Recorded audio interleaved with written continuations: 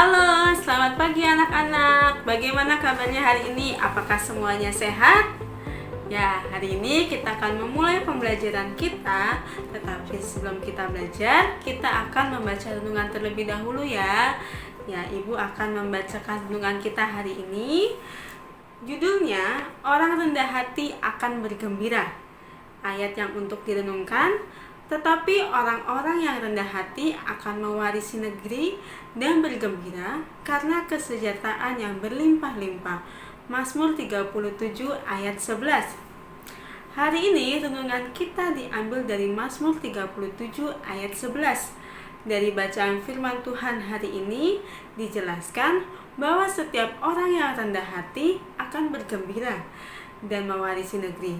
Firman Tuhan berkata, tetapi orang-orang yang rendah hati akan mewarisi negeri dan bergembira karena kesejahteraan yang berlimpah-limpah. Artinya, orang yang rendah hati akan diberkati oleh Tuhan. Menurut Kamus Besar Bahasa Indonesia, orang yang rendah hati adalah orang yang memiliki sikap menyadari keterbatasan kemampuan diri dan ketidakmampuan diri sendiri, sehingga dengannya seseorang tidak angkuh dan tidak sombong. Inilah salah satu sikap yang perlu dimiliki oleh kita sebagai anak-anak Tuhan, dan Tuhan pun senang terhadap sikap yang demikian. Marilah kita bersama-sama menjadi orang yang rendah hati, karena dengan demikian kita sudah memancarkan sikap yang diteladankan oleh Tuhan Yesus.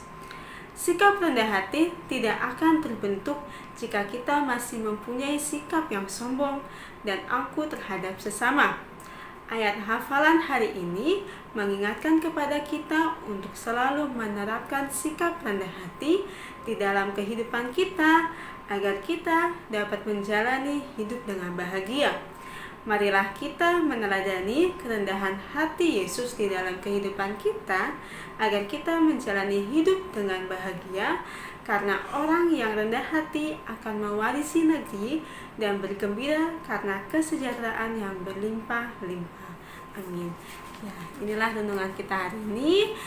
Sebelumnya kita akan berdoa terlebih dahulu untuk memulai pembelajaran kita hari ini. Semuanya lipat tangan dan tutup mata. Kita berdoa.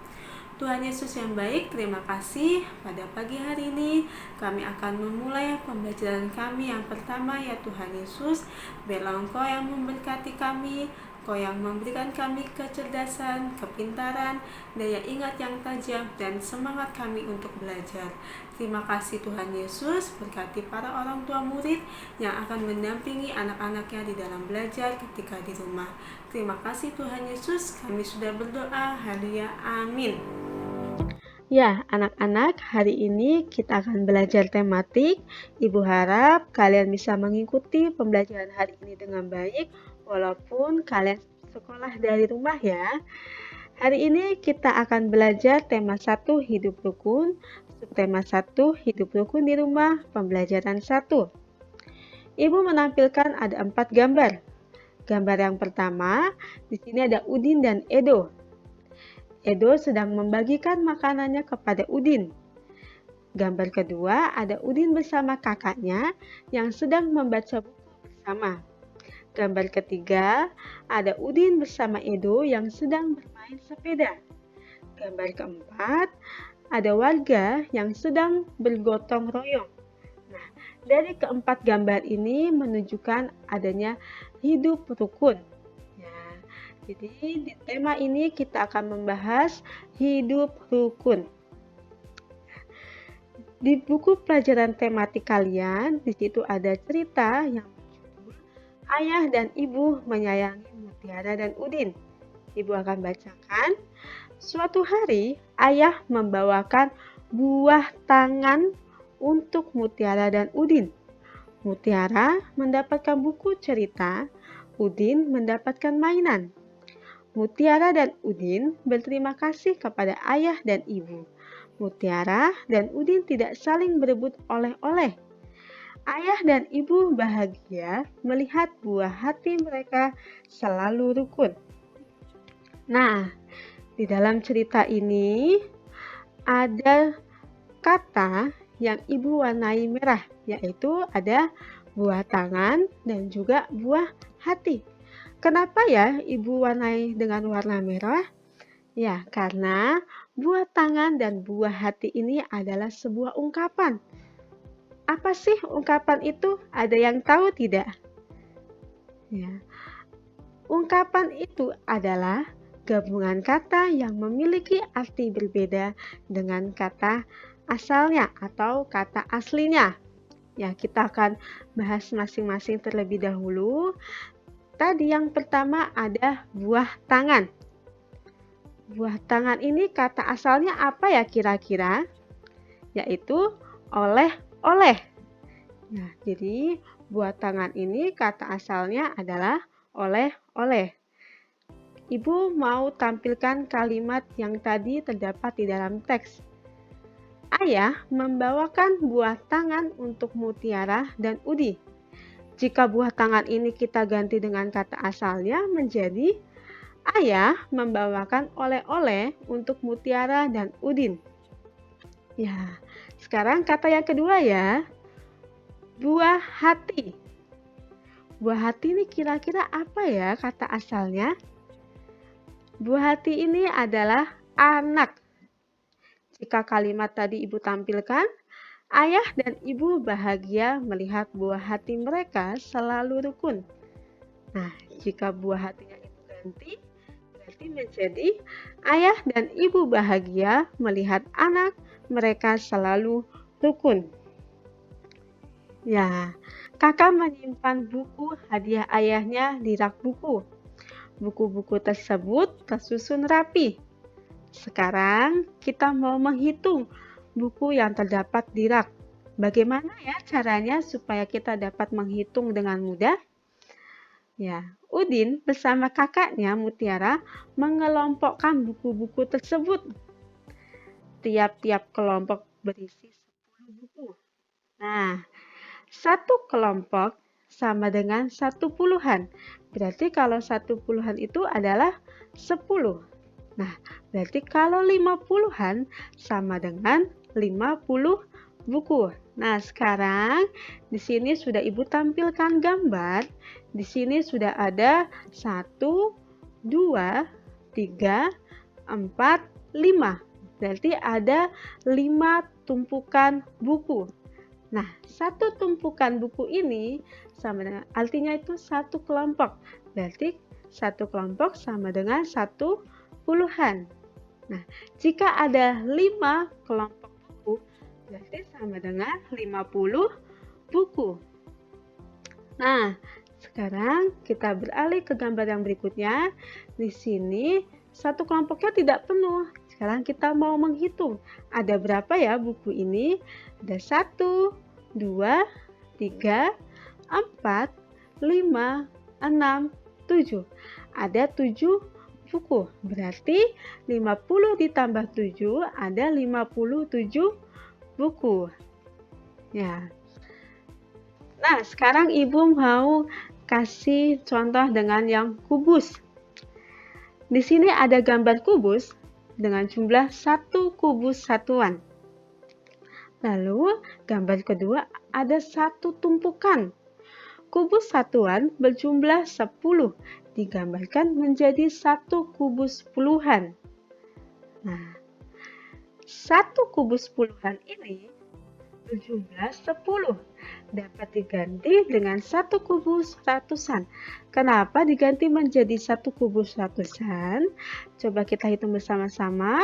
1, 2, 3, 4, 5, 6, 7, 8, 9, 10.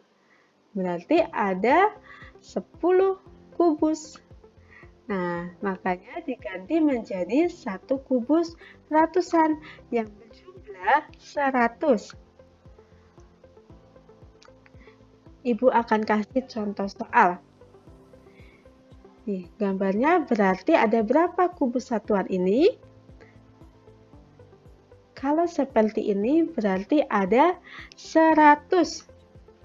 Ya. Ditambah ada berapa tumpukan kubus? Ada 1, 2, 3. Berarti 30 kubus. Nah, gambar yang ketiga kita hitung sama-sama ya. Ada 1, 2, 3, 4, 5, 6, 7, 8. Berarti ada 8. Nah, sekarang kita mau hitung sama-sama. 100 ditambah 30 ditambah 8. 100 ditambah 30 sama dengan 130. 30 ditambah 8 sama dengan 138. Ya, sekarang ada soal. Kita mau menghitung sama-sama. Di sini ada berapa tumpukan ya kira-kira? Kita hitung sama-sama ya. Ada 1, 2, 3, 4, 5, 6, 7, 8, 9, 10. Berarti ada 10 tumpukan kubus menjadi 100. Ya, sekarang kita mau menghitung gambar yang kedua. Ada berapa tumpukan kubus? 1, 2, 3, 4, 5, 6, 7. Berarti ada 7 tumpukan kubus. Ya, 7 tumpukan kubus berarti sama dengan 70 kubus. Gambar yang ketiga. Ada berapa tumpukan kubus ya? Kita hitung sama-sama. Ada 1, 2, 3, 4, 5, 6, 7, 8. Berarti ada 8 kubus. Nah, sekarang kita mau hitung sama-sama. 100 ditambah 70 sama dengan 170. 170 ditambah 8 sama dengan 178. Ya, banyaknya kubus ada 178. Dibaca ya, 178. Mutiara banyak membaca buku di rak bukunya. Di sana juga terdapat buku nyanyian loh. Nah, di dalam buku ini ada lagu yang berjudul Peramah dan Sopan yang diciptakan oleh Pak Dal. Nah, dari lagu ini kita akan belajar untuk membedakan panjang pendeknya lagu. Kita akan nyanyikan sama-sama. Setelah itu kita akan membedakan di mana bagian yang panjang, di mana yang bagiannya pendek. Ya, ikutin ibu sama-sama ya. Bukan yang congkak, bukan yang sombong, yang disayangi, handai dan taulat. Hanya anak yang tak pernah bohong, rajin belajar, beramah dan sopan. Bukan yang congkak, bukan yang sombong, yang disayangi, handai dan taulat. Hanya anak yang tak pernah bohong, rajin belajar, beramah dan sopan. Ya, kalian sudah bisa menebak belum? Yang mana bagian yang pendek, yang mana yang bagiannya panjang? Nah, sekarang ibu akan kasih contoh, kita akan kerjakan sama-sama ya. Ibu hanya mengambil 2 baris lagu ini saja, bukannya congkak, bukannya sombong. Ya, bukannya congkak. Berarti yang mana ya yang bagiannya pendek? Ya, bukannya. Bukannya itu menunjukkan bagian yang pendek. Berarti jika pendek kita beri tanda titik. Bukannya congkak. Berarti yang bagian panjang adalah congkak. Nah, congkak karena panjang kita akan beri tanda garis. Nah, lalu kata yang kedua, bukannya sombong. Ya, lirik yang ini sama dengan yang di atas. Bukannya berarti dia menunjukkan bagian yang pendek. Berarti diberi tanda titik. Nah, sombong sama seperti congkak, berarti diberi tanda dengan garis. Ya. Apakah kalian sudah bisa membedakan mana bagian yang pendek, mana bagian yang panjang? Ya. Jadi hari ini kita sudah belajar tentang ungkapan. Ungkapan itu tadi apa ya?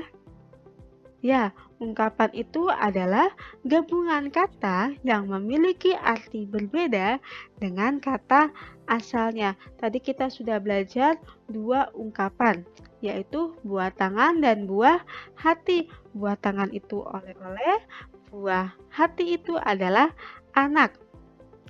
Lalu kita sudah belajar juga menghitung kumpulan objek dengan bilangan-bilangan. Dan yang terakhir, kita sudah belajar untuk dapat membedakan panjang pendeknya lagu. Ya, sekian pembelajaran hari ini. Sampai ketemu di pembelajaran berikutnya ya. Selamat siang.